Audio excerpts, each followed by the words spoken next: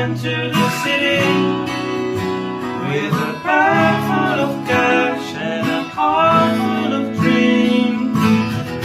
Then I went to the city where the lights are burning bright, and I'm just doing fine for now. Hey, dit was Home, of een stukje ervan. Wil je nou de rest horen? Check dan 1 juni 2026 ons nieuwe debuut-EP Follow the Fire. Daar staat deze op en nog 4 andere hele toffe nummers. Daan gaat nog wat vertellen in een ander filmpje over de tekst en de uitleg ervan. Stay tuned, tot dan!